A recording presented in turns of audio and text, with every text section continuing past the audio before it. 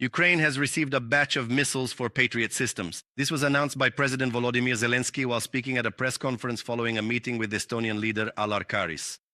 The Ukrainian leader noted that agreements on arms supplies were reached the day before at a summit of the Coalition of the Willing in Kyiv. We have received confirmation, I won't say from which state, regarding the transfer of several Krotali air defense systems and missiles for them. We also received AIMM missiles. These are very important munitions for us. We use them to shoot down enemy missiles. And also, I won't say from which country, a few more Patriot missiles have arrived. How many, I cannot say, but a few. We need more. Security cooperation, Ukraine's European integration, as well as the country's reconstruction. These topics became the main focus at the meeting between the presidents of Ukraine and Estonia. Alar Karis emphasized Tallinn is interested in the joint production of weapon systems and the development of defense capabilities with Kyiv. He noted that Estonia has much to learn from Ukraine given the country's real combat experience. Victoria Chistyukina will continue the topic. Today's visit by Alar Karis to Ukraine is his last as the incumbent president of Estonia. Elections for the head of state will take place in the country as early as September. Alar Karis has supported Ukraine since the moment of Russia's full-scale invasion, noted Volodymyr Zelensky. Since February 2022, Estonia's military aid to Ukraine alone has exceeded 850 million euros. I am grateful to Estonia for the level of cooperation we have achieved, for their unwavering principled stance in assessing Russian aggression, and for our joint European actions in defense. Estonia provides us with military aid, and we support each other's security capabilities. We have a drone deal format between us which allows us to share our defense experience with Estonia. In July 2024, on the sidelines of the NATO summit, the countries signed a landmark drone deal agreement on cooperation in the field of drones, joint production, and technology exchange. During the meeting with the President of Ukraine, Alar Karis noted that Tallinn aims to strengthen cooperation with Kyiv in the defense industry sector. Estonia is considering the possibility of strengthening cooperation between our defense industrial manufacturing sectors, which have a lot to offer each other. We have a lot to learn from Ukraine. Our main focus is the joint production of weapon systems and defense capabilities. Our drone deal is an important step in this direction. Discussions and coordination regarding the funding volumes for the program are also underway with partners, in particular with Latvia and other states. We have spoken with Latvia. I already understand the approximate amount of money for this year and for next year regarding the drone deal. This is also co-production, and 90% of the drones that will be produced will go to Ukraine. Estonia will support the opening of all of Ukraine's negotiation clusters for accession to the European Union by the end of the year. It is also making maximum diplomatic efforts to ensure that Ukraine receives additional interceptor missiles as quickly as possible to protect the civilian population and infrastructure. Alar Karis assured that Estonia is determined to continue supporting Ukraine. In this context, the president recalled that his state allocates about 0.25% of its GDP annually for Ukraine's defense needs. Estonia is doing everything possible to ensure that Ukraine receives additional missile interceptors as quickly as possible. However, for now, we do not have the capability to produce them ourselves and supply them directly to Ukraine. But we are using all diplomatic means available to us so that ballistic missiles no longer strike civilians and infrastructure. In recent days, Ukraine has received defense packages from Lithuania and Finland. Assistance from Sweden in developing the Freya project is possible. In addition, Kyiv has received support packages for regions and veteran policy. Victoria Chistyukina, Ruslan Belozerov for the Freedom TV channel. The number of people injured as a result of a drone attack on Zaporizhzhia has risen to 7. According to the regional military administration, the Russians attacked a parking lot with a drone. A fire broke out, more than 10 cars were damaged, and some of them were completely destroyed. Russian occupiers have once again struck Kherson. They targeted residential buildings. A large-scale fire broke out in one of the high-rise buildings in the historic part of the city. The fire destroyed apartments on 3 floors. As reported by the State Emergency Service of Ukraine, rescuers have extinguished all sources of the fire. There were no deaths or injuries, but people have lost their homes.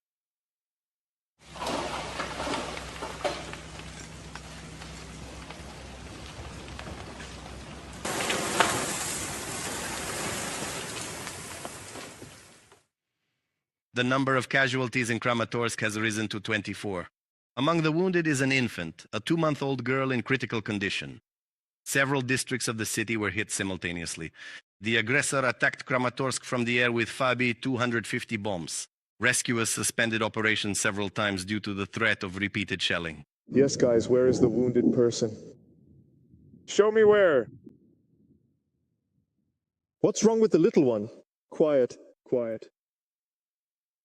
Okay, look, move him forward a little bit so he can breathe. Right now, yes.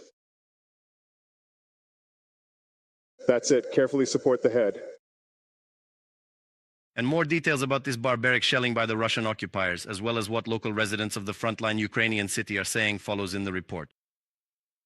The morning shelling left behind damaged houses and blown-out windows. Russian troops dropped quarter-ton aerial bombs on the city. Residential neighborhoods were under attack. It hit so hard that everything in the house just crumbled. Now I'm standing here, not knowing how to go home, how to return, and this is the result. Did you see any wounded here? No, there were no wounded. There was a man from the 9th floor, but they say he was concussed, but he is alive. According to local residents, the explosions rang out one after another. Windows were blown out in the houses, and roofs and facades were damaged. Some apartments are so badly damaged that there is nowhere to return to. Fragments of a guided aerial bomb. Fragments of a guided aerial bomb. These are pieces, probably of a wing. According to police information, 7 bombs hit residential buildings.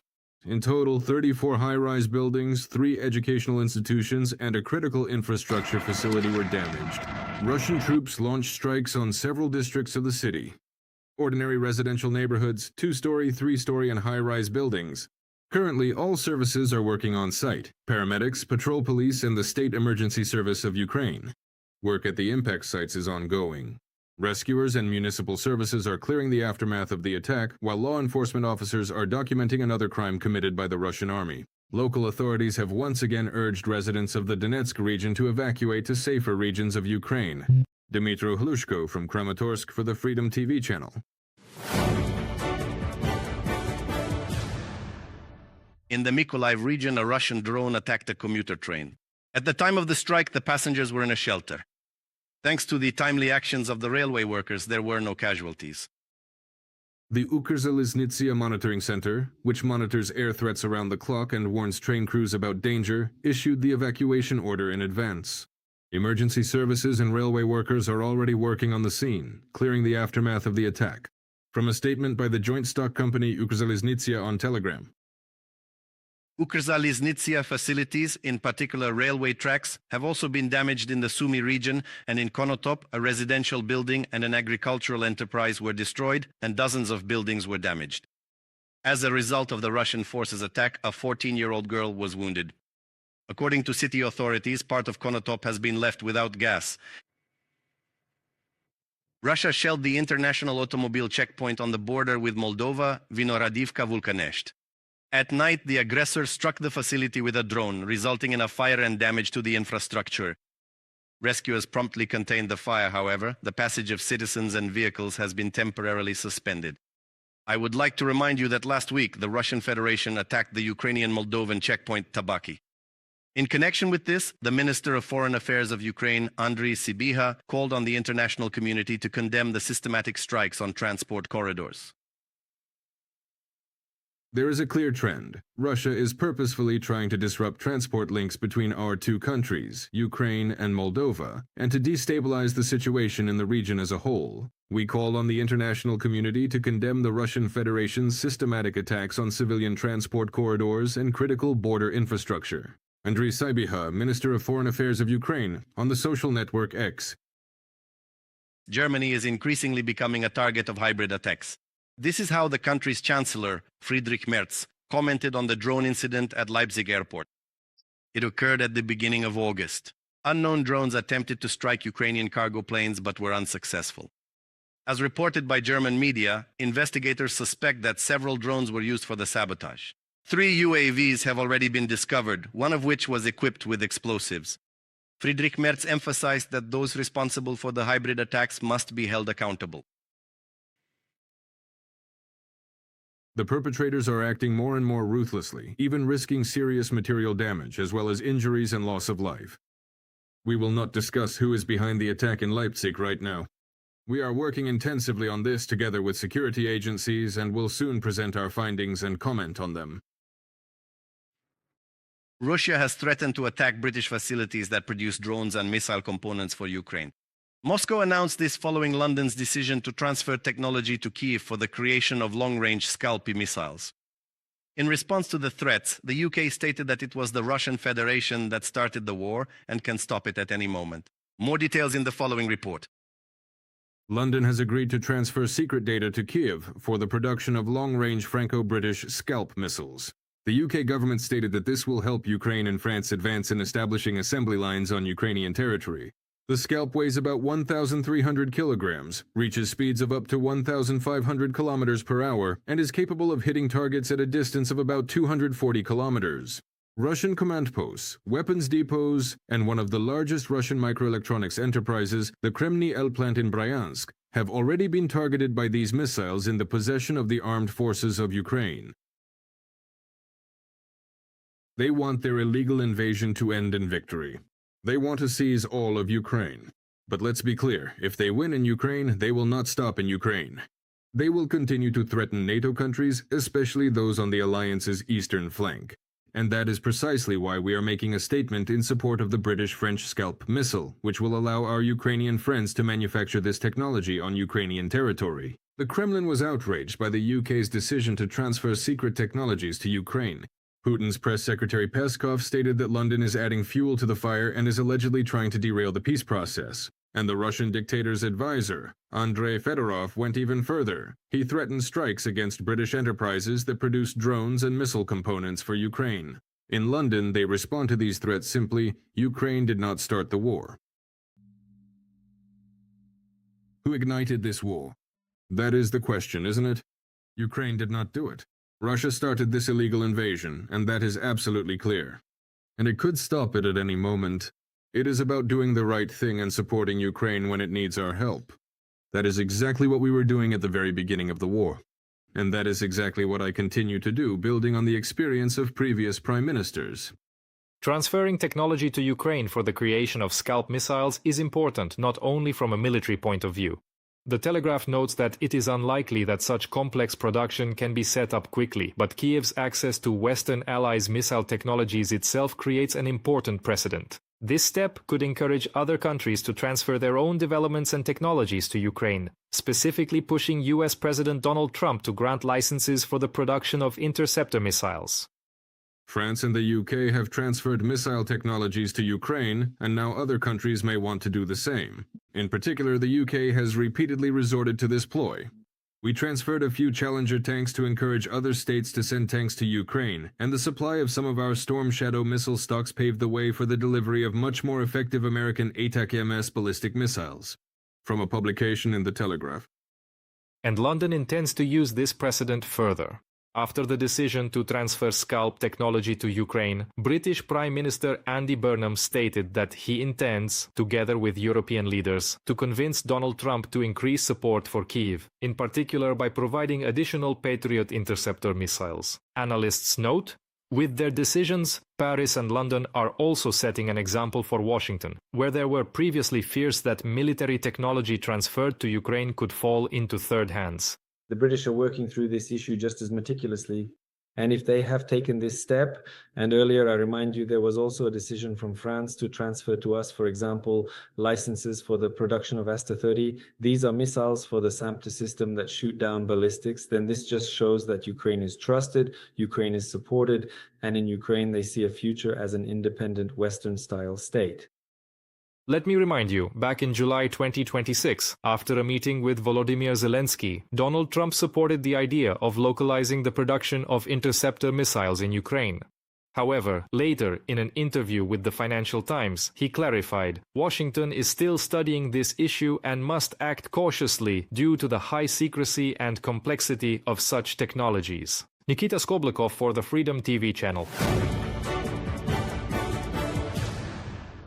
Long-range sanctions in action. The Ukrainian Defense Forces attacked the Afipsky oil refinery in Russia's Krasnodar Krai tonight. As reported by the General Staff of the Armed Forces of Ukraine, a large-scale fire was recorded on the territory of the refinery. The extent of the damage is being clarified. I should note that the facility's capacity is over 6 million tons of oil per year. And besides this, hits on 2 units at the Astrakhan gas processing plant, whose products are used to supply the armed forces of the Russian Federation, have also been confirmed.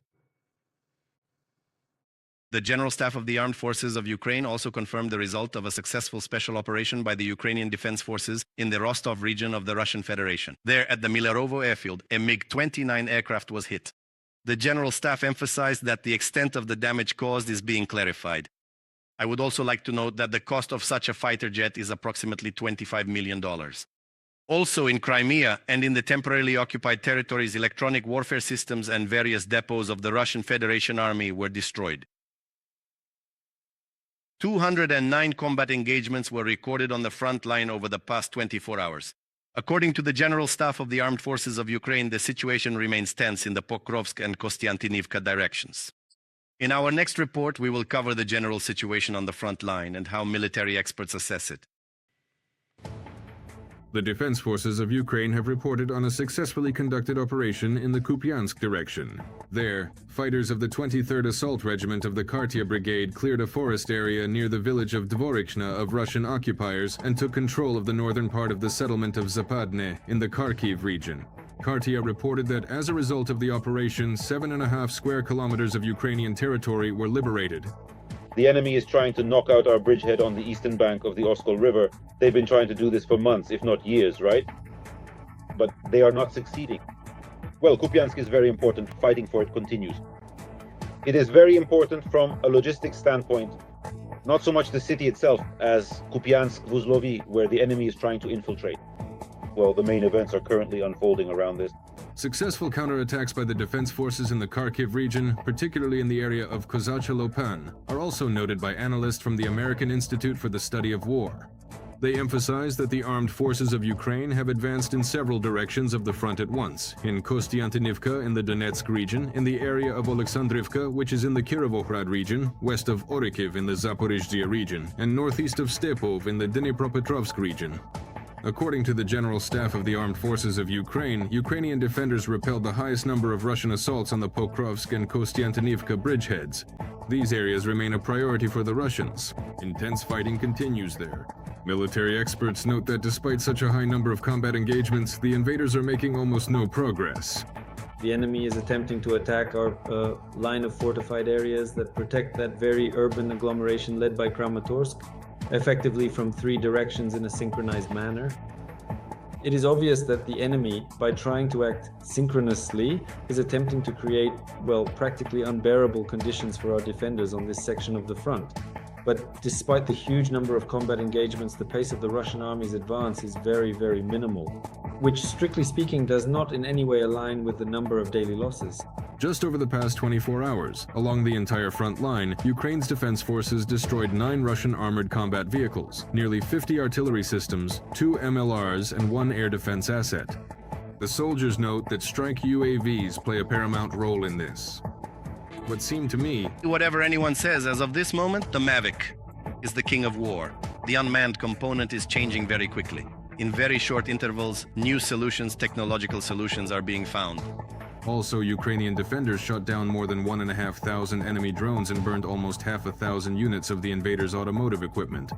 Every day the enemy loses more than 400 units of this type of enemy equipment. Why?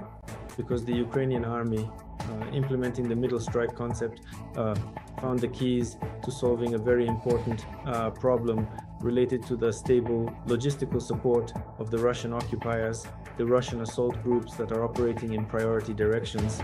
We are literally managing to hollow out these capabilities of the enemy, which, strictly speaking, is what leads to that very collapse in terms of the Russian army's advance, despite the activity of their assault operations. In addition, the day before, Ukrainian soldiers eliminated 1,230 Russian occupiers. Thus, according to the General Staff of the Armed Forces of Ukraine, since the beginning of the full-scale invasion, the Russian army has lost 1,479,000 soldiers.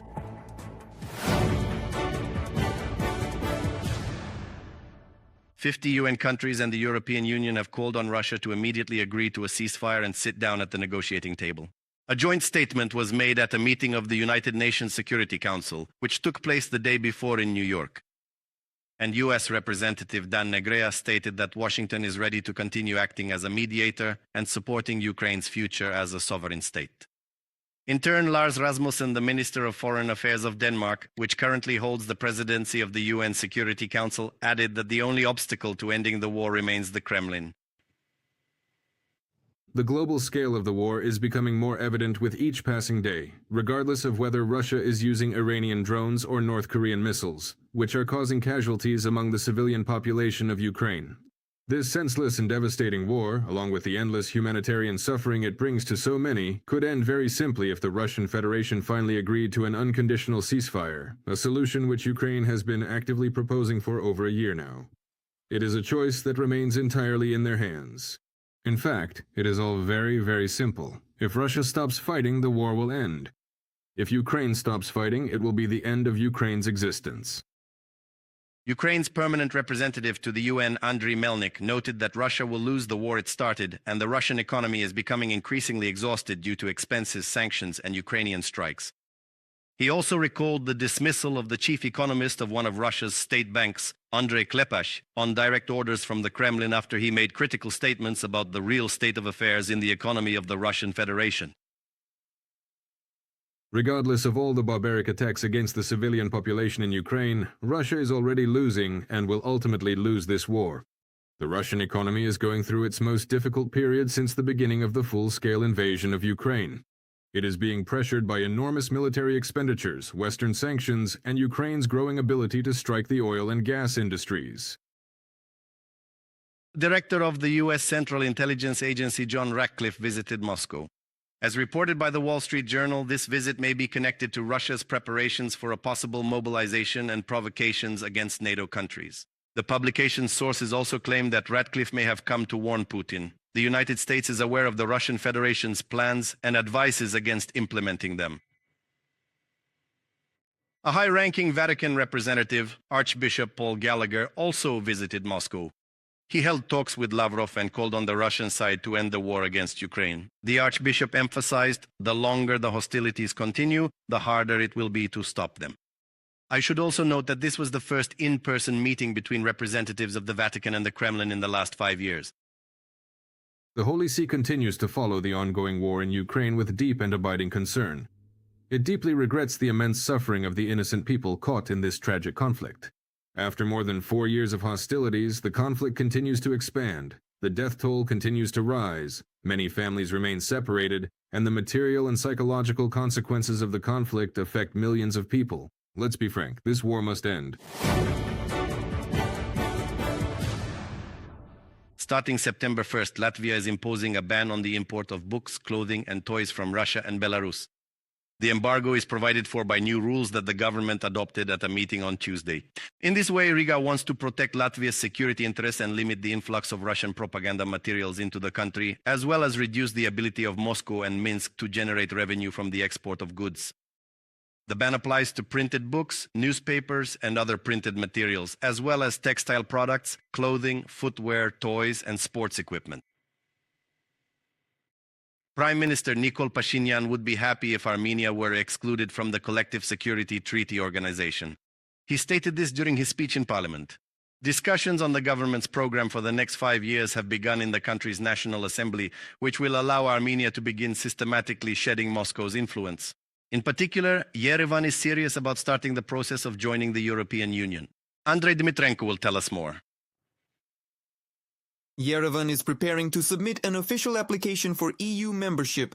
This was stated by Armenian Prime Minister Nikol Pashinyan while presenting the government's program for the next 5 years. According to him, close cooperation with the CSTO and the Eurasian Economic Union does not serve the country's interests. A referendum on European integration is planned in Armenia. However, even despite this, the Armenian government's course will be aimed at expanding ties with the West. In March 2025, the National Assembly already passed a law on initiating the process of Armenia's accession to the European Union. From the title as well as from the summary of the law, it is obvious that it is about starting the process of joining the EU, and a referendum on this issue is not just the beginning of this process but an important milestone. Let us recall that on June 7th, parliamentary elections were held in Armenia, in which the Civil Contract Party, led by Nikol Pashinyan, won. However, about 40% of the mandates were received by pro-Russian political forces, Strong Armenia, and the Armenia bloc, which are skeptical about the state's rapprochement with the EU. In particular, the Parliamentary Committee on European Integration will be headed by a deputy from Strong Armenia. Consequently, one should not expect accession to the European Union anytime soon. You can pass as many laws as you want, dozens of laws, but that will not make Armenia a member of the European Union. It submits an application, negotiations are held, and, if I am not mistaken, these negotiations must cover 33 chapters. All member states of the European Union must give their consent to this, and only then will Armenia be able to become a member of the European Union. We stand for European integration, we stand for European values, and we are against insincerity towards our citizens. Yerevan's move towards the European Union does not please the Kremlin. Russia has increased pressure on Armenia in order to force it to change course. Thus, from May 2026, the Russian Federation began introducing restrictions on the import of Armenian products. Under the pretext of phytosanitary violations, the import of Armenian vegetables, berries, flowers, and alcohol has been banned. Putin's press secretary Peskov stated that integration into the EU contradicts the country's membership in the Eurasian Economic Union.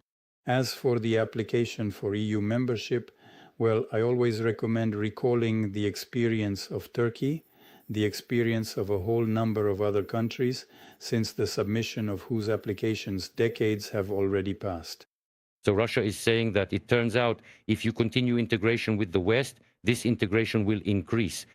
And it turns out that you are currently in the EAEU, you are receiving, as it were, dividends the Russian market, so it turns out we are sponsoring your smooth transition to the European Union. So we are not going to do that.